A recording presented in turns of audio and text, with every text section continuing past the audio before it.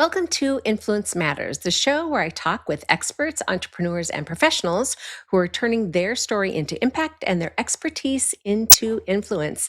I am Clara Rose, and I'm your host today. Today, my guest is the amazing Thomas Cox. He is the host of the Owner's Table podcast. He's the founder of Cox Capitol, and he is a financial architect and infinite banking strategist. You might not know what that means yet, but you're going to learn. He helps business owners and investors build wealth through private lending and IBC, which is infinite banking, which he is also going to talk to us about today. He is a former seven-figure entrepreneur, and he now owns 32 multifamily units and runs a lending network that funds deals across the South. Please help me welcome Thomas to the show. Welcome. Are you there, my friend? There I you am. are. Thank you so Welcome. much. Yes, ma'am. So I read your short bio, but tell us what you really do. What do you do in the That's world? great. That's great. Talk to business owners, investors, and high W-2 net worth people every single day. And the biggest thing that I do is help them figure out how to create their own bank. Banking, Clara, is the number one business on planet Earth. From Mountain Brook, Alabama to Tampa, Florida to Mumbai, India, it is the number one business on the planet. And what happens is when we can leverage the money that we're already making into creating a bank for ourselves and for our family, the amount of capital that we can recycle through our own system, number one, and then also cut back on the interest that we're paying the banks and other people, number two, is absolutely freeing, number one, but also two, it builds a massive legacy down the road for our kids. And the Bible is very clear about taking care of our children's children. So that's a little bit longer of an answer, but I help those individuals create a private family bank. Which is such a new concept to most people. And actually, until last year, when I met somebody who did infinite banking, and I'm like, what are you talking about? She's like, Yeah, oh, well, let me tell you. And just did this like hour-long presentation about infinite banking. And I'm like, blown away. I had no clue. I had no idea that there was another option to sure. like traditional banking, traditional financing, unless you wanted to go get, you know, mob, like, which I'm, not That's right. interested in going Yeah, down that me neither. particular road. So I don't want to keep my kneecaps and all those That's things, right. and I don't want to pay, 50% interest on something. So the Right. average person, business owner like we are, just doesn't know, has never even Sure. heard of this. So educate us about what this is, this foreign Great. thing. So what this is, it's an efficiency model. So what we do is we create insurance contracts. Some people use what they call IUL and some people use whole life. It's not really infinite banking is a concept that doesn't work really well with what they call IUL, Index Universal Life. It works really well with whole life. And I don't want to go into the nuances Uh-huh. of why that is. I can if we need to. But what we do is we set up whole life insurance contracts. And we kind of turn it on its head a little bit where we get as little of death benefit as possible. But what we want to do is put as much cash in the system as possible. So we're saying what's the least amount of death benefit I can have in order to put the most cash possible into these policies. Well, why would I want to use an insurance policy for this mechanism? Okay, great question. Glad you Right. asked. So what we do is we load cash, we load cash into these insurance policies, and in essence, what happens is the insurance company is our back office. They're the ones that take care of the money. They make the money grow, and so what they do is they give us a guaranteed rate of return on the money that is in that policy. Are you tracking that? Yes, yes, because it's whole Okay. life, so there's a cash value. That's what you're saying Correct. to So it. that cash Okay. value that's in there, they give us a guaranteed rate of return plus a dividend. Now, here's a kicker. We only use mutual insurance companies. Mutual insurance companies are not worried about a stockholder, so they're just worried about the people in the Okay. policies that own the policy. So we only use mutual insurance companies. So then as we load cash into that, just like we do a bank, we are able to borrow against that and use that cash in and out, just like we would a bank. But all the time, that money never stops compounding. So if I've got $100,000 in there and I pull $50,000 out to borrow it, it's still operating and working at 50,000 and growing growing at 100,000, even though I've pulled $50,000 out to use at $50,000. So as I cycle the money in and cycle the money out, it never stops compounding over the course of time. So just like a bank that your local bank is here in Alabama, or your local bank in Tampa, what we want to do is we want to open multiple branches of that bank. So I've got two policies on myself. I've got one on each of my Okay. kids, and I've got another one that's in the mix right now for my wife. So I've got all these policies, and all these are just different branches of our banks that we can use, and we can cycle that money for anything that we wanted to use it for.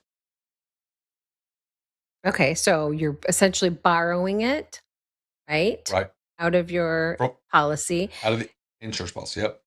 And is that a difficult process as far as, you know,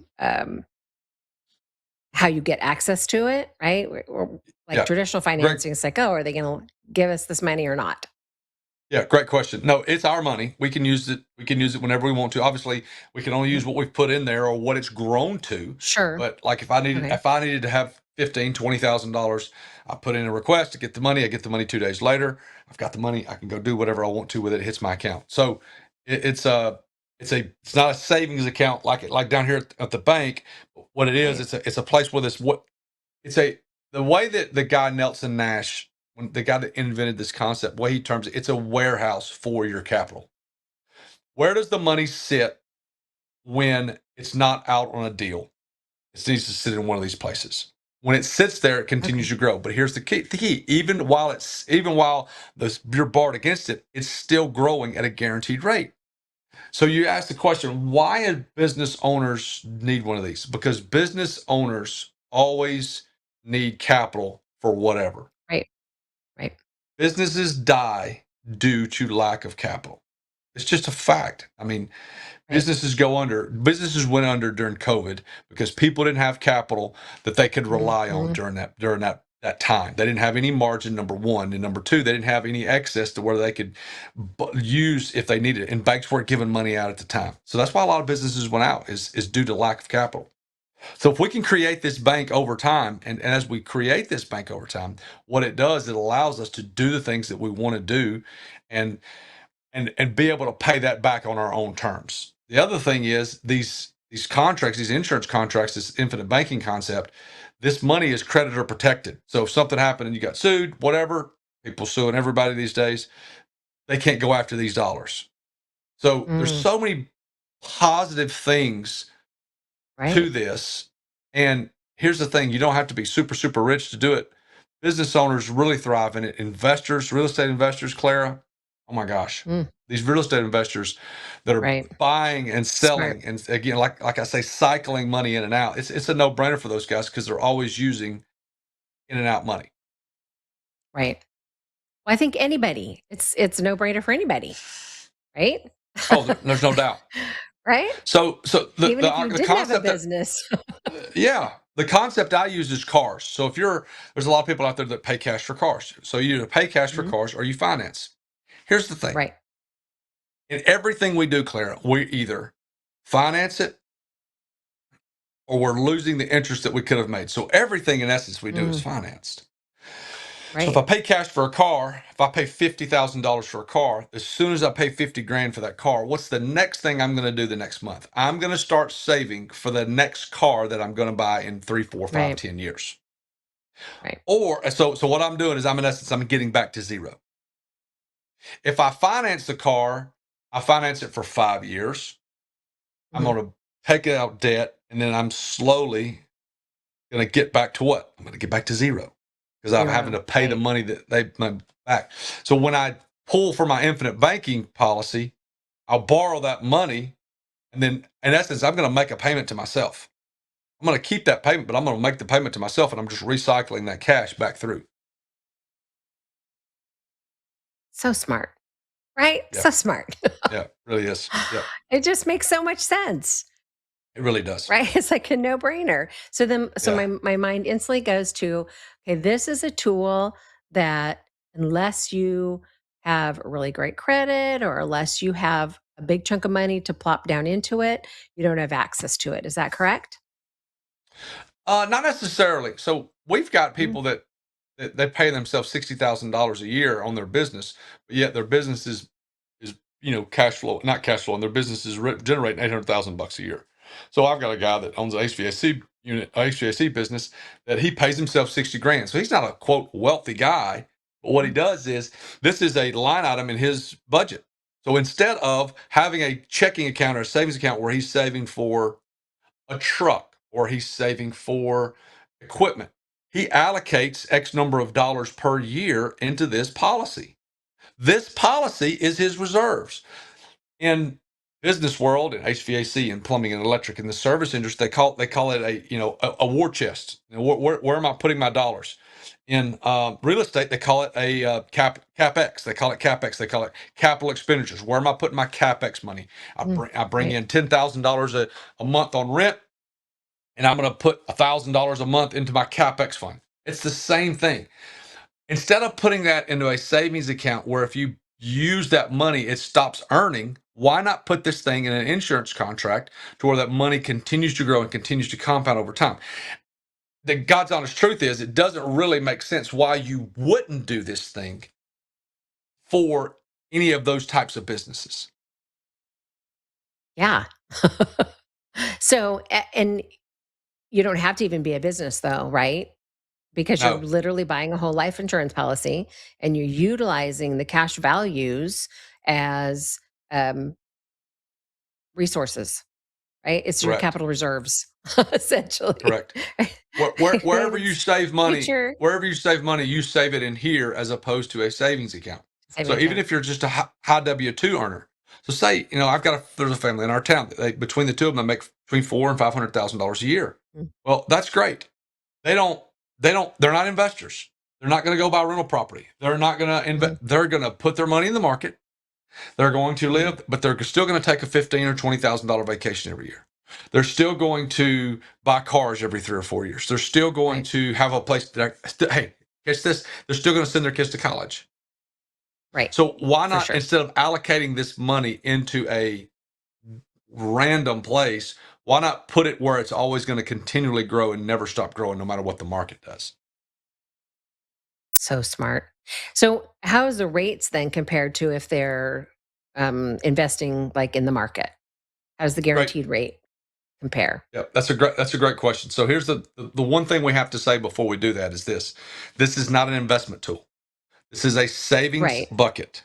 This is a savings bucket. right, So I've got an investing bucket, let's just call it the market, and I've got a savings bucket. Investing dollars are dollars that we can afford to lose. We're willing to take a risk on putting those right, dollars in the market, into a rental home, into whatever.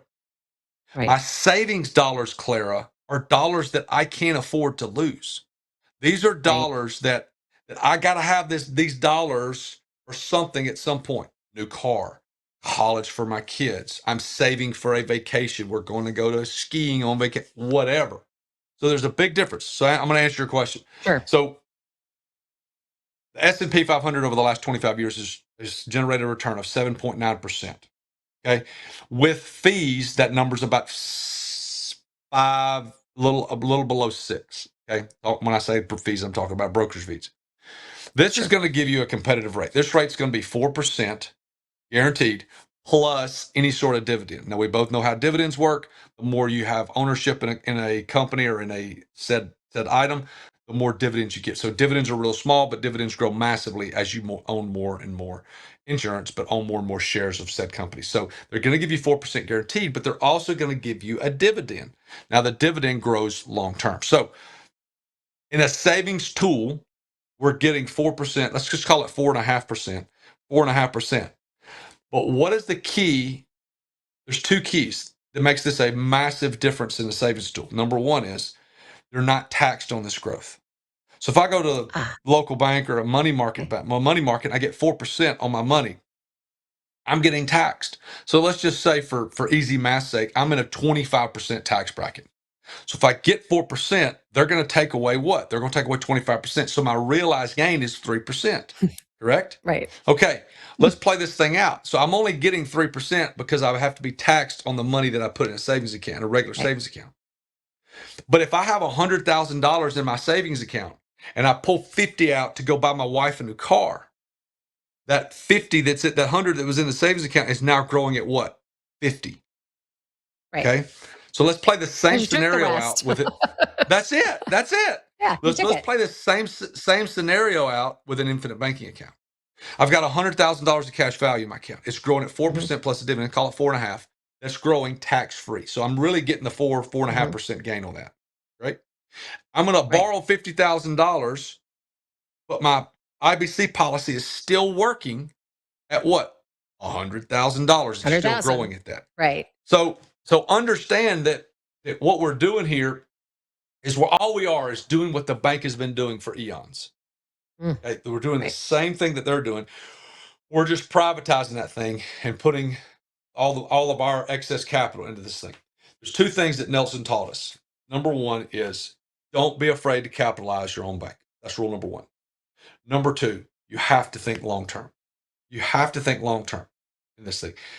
You and I both know, Claire, that life goes by so fast. I've got a 17-year-old Yeah. right now, and I remember like it was yesterday us moving from Tennessee down to Birmingham, and I think she was 8 years old, 8, and now she's Yeah. It 17. It flies doesn't feel by. like we've been here that it Yeah. flies by. So if you can Hmm. think long term, this thing is a massive asset for you. So, if you, speaking of how fast it goes, last month my very first great grandchild was born on my birthday. My very first great Oh grandchild wow, was born, and so they're like at the very beginning stages. But it feels like my grandchildren were just born, right? And now there's great grandchildren coming. great So grandchildren. it's just like gone, right? Yep, Gone like that. yep, Um, I mean, it doesn't even seem that long since my children were children, right? But they're in their sure, 40s now. yeah, When you look at how quickly those things go, the importance of starting now becomes more evident. What sure, about people like us who were in our 60s, right? yeah. So is this a do this when you're young tool, or is this a just do it now tool? It's a great question. So the best time to plant a tree was 40 years ago. Yes, but we didn't. The next Okay. the next best time is today. Mm, Okay. So depending on your family dynamic, you can start these policies in your 60s. Now, how good is your health? Or mhm. if you can't insure yourself, can you insure someone else? Meaning, is there another insurable person in your family? Like, for example, if your husband was 5 or 10 years younger, could you insure him? If your kids were in business with yourself, you can insure them. Again, the policy is just a mechanism to which you can create the bank. So Ah, okay. whoever the insured is, honestly, it doesn't really matter.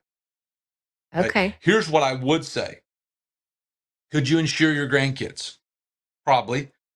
You could probably insure your kid. You being able to insure your adult kids that don't work directly with you would be really difficult. You can insure a spouse, you can insure a business partner, and you Mm, can insure yourself. But there's a lot of different factors. That's why everybody's situation is mm, different. right. The but we're doing a policy on a guy that's in his late 60s, early 60s, or late 50s, early 60s right now. So yes, it's absolutely doable. Now, obviously, the older you get, the more you get under a little bit of scrutiny with your health. Sure. Here's the key. Here's the key that I've been a disciple of, Clara, that I really, really believe in. I really, really believe that if you are a business owner and you have kids, you need to obviously pay your kids, but you need to pay your kids, but cycle that money through an infinite banking policy. It does a handful of things, and I'm going to nerd out on you a little bit. So the IRS says that you can pay your kids up to $15,000 a year for said tasks, and it has a list of whatever. I pay all three of my kids. The limit that they can be paid and not have to be federally income taxed is $15,000. So you living in Florida is wonderful, so they don't have to pay state income tax. All that the business has to pay is payroll tax. So I pay each kid, but the money goes from the business account to their checking account with their name on it into their infinite banking policy. This does a couple things. This perpetuates the growth of that dollar, and it continues to help it to grow and grow and grow and grow. That's the first thing. The second thing is that people really don't talk about is it makes your kids insurable. So I had a policy starting at 8 years old on my youngest daughter. She's insurable for the rest of her life. She's going to have millions of dollars of life insurance the rest of her life, and she's going to have this cash value. Got it on my 14-year-old son and my 17-year-old daughter. What we're doing is we are setting them up for so much more success than we have. At age 25, my kids will each have about $220,000 of cash value in this pot of money that they can do whatever they want to do with. Now, let me go back. I am the owner of the policy. If Tegan, my 14-year-old, is extremely responsible, I will give him access to this money quicker.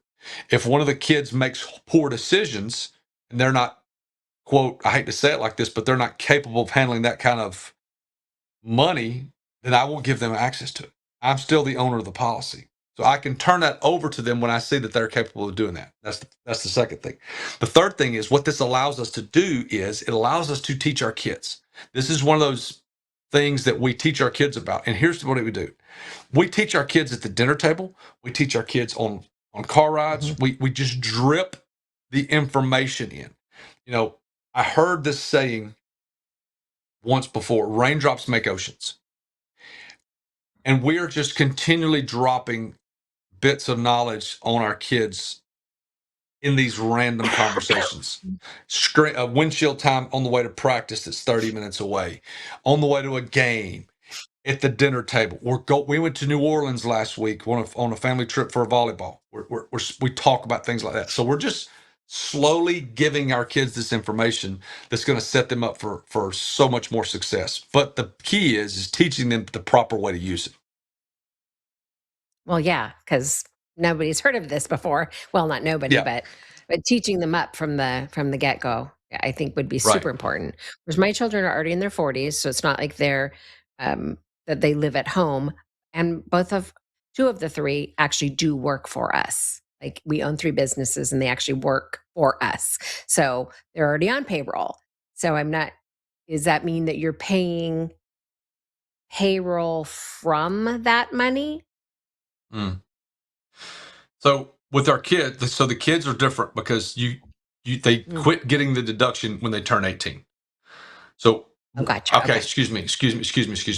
They have when they turn 18, they have to start paying federal income tax on that. So below 18, they don't have to pay the federal income tax. That's why it's such a Okay. hack. Now, you, Gotcha. for example, even though your kids are in their 30s and 40s, you could still have a policy on your kids. You can do this in a handful of different ways. Obviously you would be the owner of the policy and they would be what they call the insured. So she would be the insured, and when he or she is the insured, you're the owner. You can fund that through whatever mechanism you want to fund it through. You can fund it through the business. You can fund it through. They can fund it personally, Okay. whatever. Now here's the only I say it back. This money is post tax money. The money is post tax money, but Right. it's going to grow tax free. So it's honestly, it's what people call it the rich man's Roth. So because there's not any limits on what you can put into Right. these policies. You know, Roth, if you make over a certain amount, you can't do it. Then even if you do make below that Mhm. amount, there's a cap on what you can put in there. So what we can do is we can fund these things. Like for example, I'm not afraid to say it. My wife's is right around $100,000 a year. So I load $100,000 a year Mm. into one of these policies. But here's the thing. All I'm doing is taking money from my right pocket and putting it in my left pocket.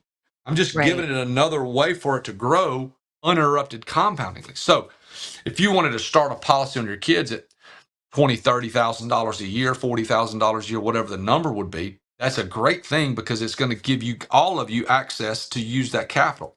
So there's a great book called What Would the Rockefellers Do?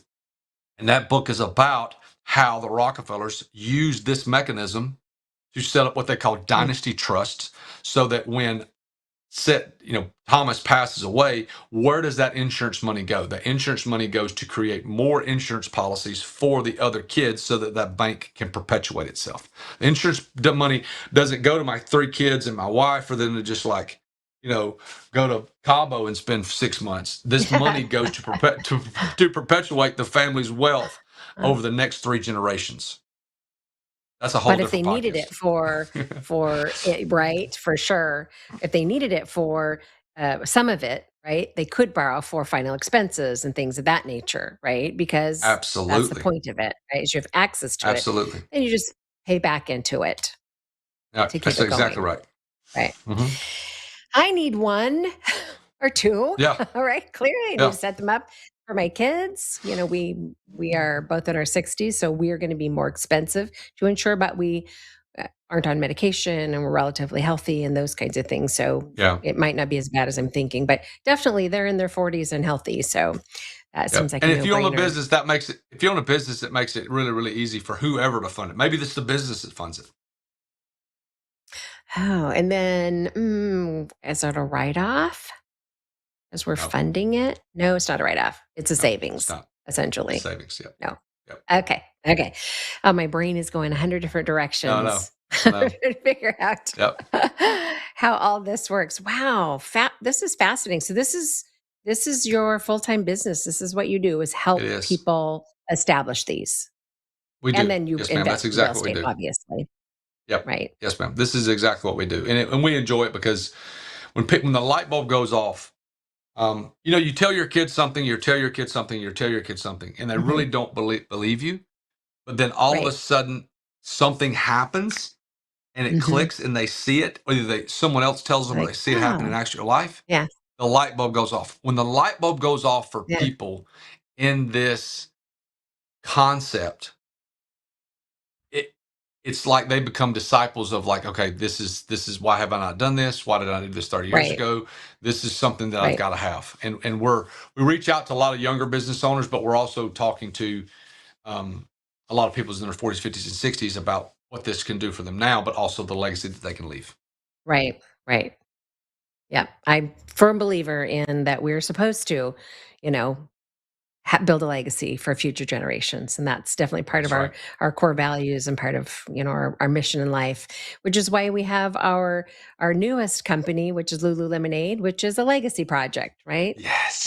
Which Yes. has taught my kids so much. Like they grew up seeing us own businesses and Yeah. understanding it, but now they're running a business.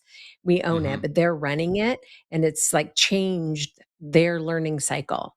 Even though they're, Yeah. early 40s, are like, okay, how much is this event going to cost us? What does our inventory look like? So we're learning whole new pieces from participating in this legacy project. So firm believer Yeah. that that's what we're supposed to do. So I am Amen. super That's good. excited to learn more about this, but we are just about out of time. So is Yeah. there some place you would like for people, or like, sign me up for them Yeah. to Sure. go and connect with you and learn more? Hardest part about this whole thing is education, understanding the concept and understanding the Sure. logistics of it. And so we had so many people ask us about this. We just created a 3-part video Mhm. series, and you can go to Smart. IBC, and that's Infinite Banking Concept, IBC.money, IBC.money. And what it'll do is it'll teach you what the logistics of it. Now, look, everybody's situation is different and everything's customizable. We go to IBC.money, and there's a Sure. 3-part video series. On the third part of each video is set for whatever it is you do, business owner, investor, or high W2.